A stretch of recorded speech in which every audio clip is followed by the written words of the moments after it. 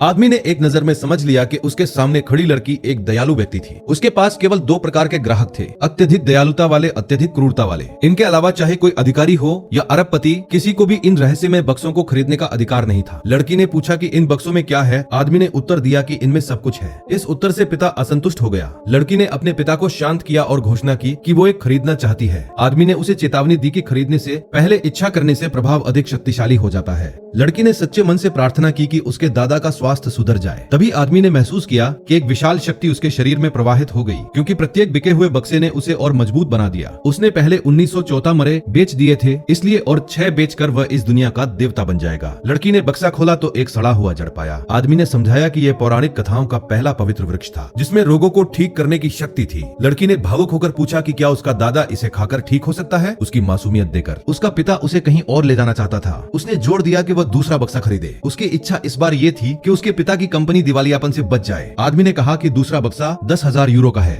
पिता गुस्सा हो गया और आदमी को धोखेबाज कहा। लड़की दृढ़ रही और बक्सा खरीद लिया। आदमी ने फिर से शक्ति का प्रवाह महसूस किया और लड़की को वही मिला जो उसने चाहा था। पिता ने पाया कि बक्से में उन्नत तकनीकी फाइलें थीं। केवल इसके एक प्रोजेक्ट के साथ उसकी कंपनी न केवल दिवालियापन से बच जाएगी, बल्कि तेजी से उन्नति भी कर सकती है। आदमी ने दावा किया कि लड़की का भाग्य केवल साधारण था, क्योंकि उसने केवल कम मूल्य की वस्तुएं निकाली थी। पिता स्तब्ध रह गया। उसके दस्तावेजों ने एक युग बदल दिया और आदमी उन्हें कम मूल्य का मानने की हिम्मत कर रहा था। भीड़ ने उस पर संदेह करना शुरू किया, लेकिन लड़की उस पर विश्वास करती रही। उसने तीसरे बक्से की कीमत पूछी। आदमी ने उत्तर दिया 1 मिलियन यूरो। उसका पिता तुरंत अपना फोन निकालकर बोला कि वह इसे 10 मिलियन में भी खरीदेगा। आदमी ने कहा कि पिता के पास खरीदने की योग्यता नहीं है। लड़की को इसलिए अपनी बचत से खुद 1 मिलियन चुकाना पड़ा। उसकी इच्छा जल्दी से अपने जीवन के प्यार से मिलना था। बक्सा खोलते ही उसे एक मार्शल आर्ट्स की पुस्तक मिली। भीड़ हंस पड़ी और उसका पिता शर्मिंदा हो गया, लेकिन लड़की तुरंत इसे पढ़ने और अभ्यास करने लगी। उसने अपनी सारी ऊर्जा हथेली में केंद्रित की और दूर खड़े कचरे के कंटेनर को मारा। सभी की हैरानी के लिए वो तुरंत टूट गया। राहगीर तब अपने खुद के बक्से खरीदने के लिए दौड़े। आदमी ने उन्हें चिल्लाकर रोक दिया। यहाँ तक कि लड़की चौथा खरीदना चाहती थी, पर उसने उसे रोका। उसका नियम स्पष्ट था, एक व्यक्ति प्रतिदिन केवल 3 खरीद सकता था, और वो जहाँ प्रकट होता था वह हर बार बदल जाता था।